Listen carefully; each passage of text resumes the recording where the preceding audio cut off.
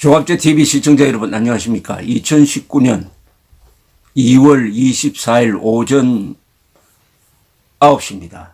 지금 이 순간 김정은은 기차를 타고 만주를 지나서 이제 하노이를 향한 한 3일 정도의 여행길에 올랐습니다. 비행기 타고 가지 않고 기차 타고 4,000km 이상 달려가지고 가는 우스꽝스러운 모습을 연출하고 있습니다. 21세기에 19세기식 여행을 하고 있는 자가 김정은입니다. 김정은보다 더 우스꽝스러운 것은 이런 살인마 김정은을 좋아하는 호감을 가진 한국 사람이 27%나 된다는 사실입니다. 트럼프보다도 김정은을 더 좋아하는 한국 사람이 많다니까 이 베네수엘라 꼴이 되는 것도 전혀 불가능하지 않다는 생각이 듭니다. 베네수엘라는 어젯밤 그리고 어제 하루 종일 충돌이 있었습니다. 마두로 정권이 외국에서 굶주리는 사람들을 돕기 위해서 구조물자를 가지고 오겠다고 하니까 국경을 차단을 해버렸습니다. 그러니까 국민들이 일어나가지고 그 차단하는 군인들한테 달려가서 문을 열어라 하는 충돌 과정에서 2명이 죽고 수십 명이 다치고 또 수백 명이 붙들려가고 하는 이런 참 어이없는 일들이 벌어졌습니다. 어이없는 일들이 김정은 대한민국 국민 그리고 베네수엘라 이 세 곳에서 벌어지고 있습니다. 이 모든 것보다 더 어이없는 일은 김경수 경남도 지사가 억울하다 해가지고 여당 국회의원들이 등장하는 이 집회가 광화문에서 있었습니다.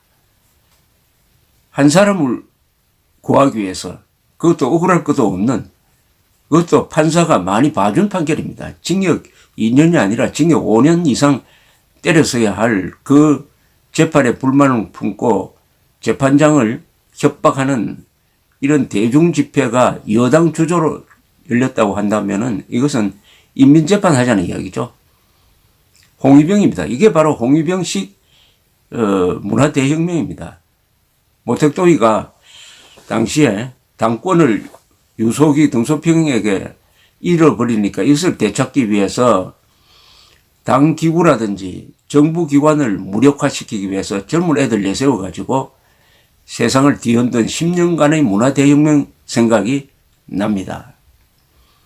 이 베네수엘라와 국경을 맞대고 있는 브라질, 콜롬비아 두 곳을 통해서 국제 구조 물자가 도착을 했습니다. 그러나 그 관문을 지키는 이 베네수엘라 군인들이 마두로 명령을 듣고 아직도 충성을 바치면서 폐쇄를 하니까 이 콜롬비아 쪽에는 여러 나라 대통령들이 모였습니다. 칠레, 파라과이 이런 대통령들도 오고 또 지금 용감하게 마두로와 맞서고 있는 후안 과이도 임시 대통령도 국경을 건너서 오고 해서 거기서 큰 또 콘서트도 열리고 해서 이 사기를 북돋워 가지고 밀어붙였는데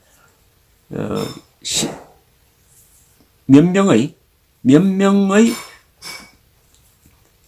베네수엘라 이 군인들이 관문을 지키다 군인들이 투항을 했습니다만은 결국 그 원조 물자를 실은 차들이 베네수엘라 쪽으로 들어가는 데는 실패를 했습니다.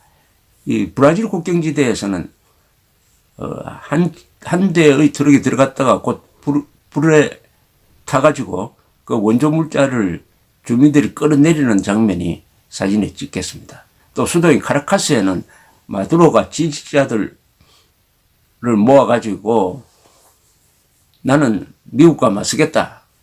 과이도는 미국의 꼭두가시다 하는 일대 선동을 하고 있었습니다. 그 중계방송 하는 걸 보면은 마두로가 그 어떤 여자, 부인인 것 같은 여자와 함께 단상에서 춤을 추고 있었습니다. 나라가 망해가는데 인구가 3천만에 그 약 350만 10%가 먹고 살기 위해서 해외 탈출하는 그런 꼴의 나라를 만들어 놓고 또 굶주림에 지쳐가지고 수십만 명이 지금 죽어가고 있는데 외국에서 도와주겠다고 의약품, 식량 보내는 것을 차단하는 이런 짓을 하고 있으면서도 춤을 추고 앉아 있었으니까 또 거기에 환호를 보내고 있는 국민들이 있었으니까 이 참 베네수엘라 꼴이 말이 아니다라고 생각을 하다가도 대한민국을 들여다보면은 한국이 베네수엘라보다 나은 게 있느냐 하는 생각이 드는 것입니다. 베네수엘라 사태는 어제가 하나의 분수령이 될 것으로 기대되었습니다. 즉 베네수엘라 군대가 반란을 일으키지 않을까. 즉 이 관문 체크포인트 앞에다가 잔뜩 물자를 쌓아놓고 문을 열어라. 관문을 열어라.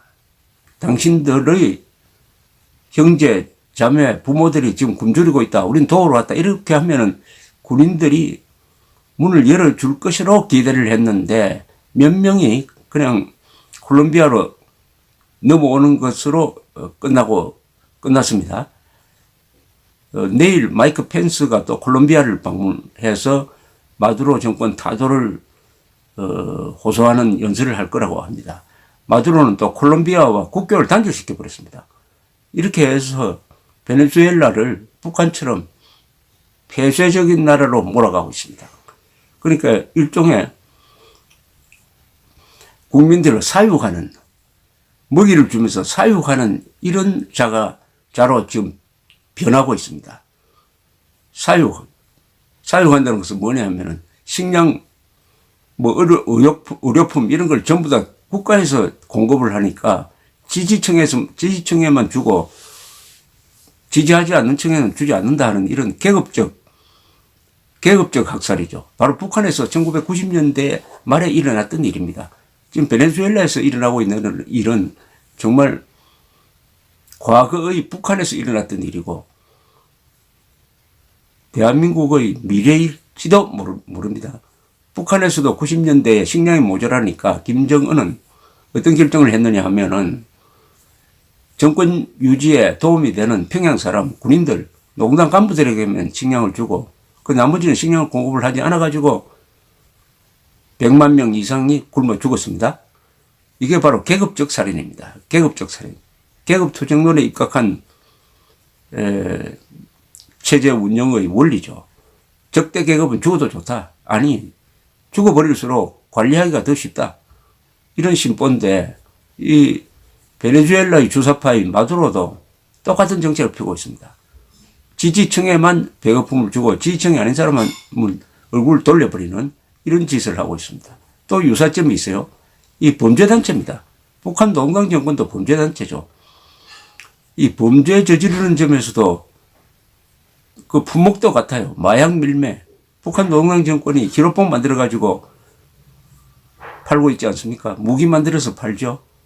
그리고 가짜 담배 만들어서 팔죠. 그리고 가짜 달러 만들어서 팔죠. 완전히 범죄 집단입니다. 살인마에다가 범죄 집단입니다. 마피아죠, 마피아. 그런데 그 마피아 두목을 대한민국 국민 27%가 좋아한다. 어느 지역에서는 40%를 넘었어요. 더 좋아한다는 게. 싫어한다는 사람보다 더 많은 동네도 있습니다.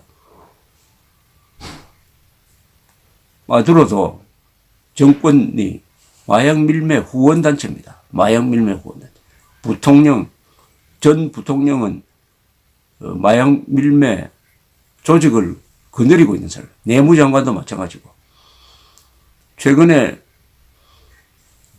이 폭로를 한 사람이 2012년까지 정보기관 수장을 했던 사람이 뉴욕타임스와 만나서 폭로하기를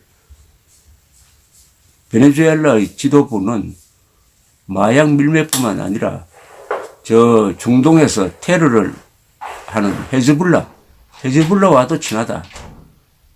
여하튼 김정은 정권과 마두로 정권은 공통점이 많습니다. 그런데 대한민국의 문재인 정권이 하는 행동은 이 대한민국 국민들의 분별력을 아주 마비시켜 가지고 뭘로 마비시키느냐. 정치적 면에서는 민족과 평화란 말로 김정은을 적으로 보지 않도록 하고, 경제적으로는 소득 주도 성장이라는 말도 안 되는 정책을 펴가지고 엉망진창을 만들고, 그 다음에 현금성 복지를 확대시켜서 국민들이 국가에 의존하는 자립심이 약한 국민들로 만들고, 그렇게 되면은 정권 유지가 가능하다. 100년 통치도 가능하다 하는 이런 생각을 갖고 있습니다. 제가 베네수엘라 사태를 계속 보도해 드리는 것도 바로 그런 길로 가지 않도록 정신을 차려야 되겠다 하는 뜻에서 보도를 해 드리고 있는데, 어제 사태로 해서 일부 언론에서는 이 과이도가, 후안 과이도가 좀 불리하게 되지 않을까 하는 관측을 하는 쪽도 있습니다. 이게 마두로의 권력이 아직도 흔들리는 조짐을 보이지 않는다. 한 몇 사람 정도, 몇 사람의 군인, 외교관 정도가 이탈을 하고 아직도 군부가 충성을 바친다. 그러면서 더욱더 폐쇄 정책을 쓰니까 주민들의 생활은 더 나빠지게 될 것이다. 주민들의 생활이 나빠지면 나빠질수록 더욱더 정권에 의존하게 될 것이다. 이렇게 되면 상당히 장기전으로 가는 것이 아니냐 하는 우려를 표시하는 사람들도 있습니다. 물론 천하 대세는 마두로가 무너져야죠. 국제사회에서 좋은 나라 한 50개국이 마두로를 대통령으로 인정하지 않고 있습니다. 그리고 마두로 정권이 외화를 얻을 수 있는 길이 미국에 기름을 수출하는 것이었는데, 미국이 기름 수입 금지를 취해버리니까 그 기름을 팔기 위해서 아시아 국가로 지금 바꾸고 있는데, 그러다 보니까 수송비가 많이 먹히고 해서 돈도 제대로 못 받는다고 합니다. 그럼에도 불구하고 마두로 정권이 벌써 무너져서야 할 마두로 정권이 유지되고 있는 것은 베네수엘라 국민들을 타락시키는 데 성공했다. 1970대, 80대까지만 해도 남미에서 가장 잘 나가던 베네수엘라를 타락시키는 데 성공해서 전쟁이 일어나지 않았는데도 경제가 이렇게 철저하게 망가지는 그런 상황에서도 정권은 유지되고 있다는 거죠. 정권은 유지되고 있다. 우리나라의 사람들은 흔히 이렇게 이야기합니다. 경제가 나빠지면은 문재인 정권이 달라질 것이다. 그렇지 않습니다. 이 이념, 이상한 이념, 개업투쟁론적 이념으로 무장한 집단은 경제가 나빠지든 경제가 좋아지든 오로지 하나의 모든 것을 집중합니다. 그것은 권력유지입니다. 권력유지. 지금 문재인 정권은 정권 연장이 되지 않으면, 즉 다음 정권이 민주당에서 나오지 않으면은 그동안에 저지른 일로 해가지고 성한 사람이 없게 될 것이라는 것을 너무도 잘 압니다. 돌아갈 수 없는 다리를 건넜는데 그 돌아갈 수 없는 다리에 불까지 질러버렸어요. 이제는 앞으로 가는 수밖에 없다는 점을 어제 광화문에서 일어난 사건이 잘 보여주고 있습니다. 집권 세력이 거리로 나와가지고 한 판사를 겨냥해가지고 이렇게 위협적인 대중 집회를 하는 나라는 절대로 민주주의 국가가 아닌데, 문재인 정권은 자신들만이 민주주의 국가다. 즉 민주주의 정부다. 민주정부다. 김대중, 노무현, 문재인만 민주정부라고 이렇게 독선을 부리고 있습니다. 한국에서 가장 큰 전략은 이념입니다. 이념. 이념 무장이 되지 않으면은 이념 무장된 집단과 싸워서 이길 수가 없습니다. 대한민국 국민은 자유민주주의, 헌법, 사실, 과학으로 무장을 해야 합니다. 우리는 문명국가의 시민이라는 것을 잊어서는 안 됩니다. 문명국가의 시민은 싸우는 사람입니다. 싸우는. 무엇으로 싸우느냐? 헌법으로 싸우고, 진실로 싸우고, 그리고 필요하면 무기까지 들어야 할, 무기까지 들고 나라를 지켜야 하는 것이 문명국가 시민들의 의무입니다. 민주주의 국가에서 시민 노릇하기 힘듭니다. 시민이 구경만 하고 앉아 있으면 베네수엘라 꼴이 됩니다. 우리 국민들은 각각 점검을 해봐야 됩니다. 나는 무엇으로 싸울 것인가? 무엇으로 이 자유를 지킬 것인가? 무엇으로 생명을 지킬 것이냐? 헌법입니다. 결국 결론은 헌법이에요. 잠자고 있는 헌법을 불러 일으키는 고화물질을 해야 합니다. 고화물질을 넣으면 어떻게 해야 되느냐? 문재인 정권이 어떤 정권이냐? 문재인 정권은 대한민국 파괴 정권이다. 대한민국 파괴 정권을 줄이면 대파정이 됩니까? 대파정이다. 대한민국 파괴 정권이다. 다 일어나라. 나를 지키자. 이렇게 소리칠 준비를 해야 되지 않을까 하는 생각이 듭니다. 아니, 늦었죠, 사실은.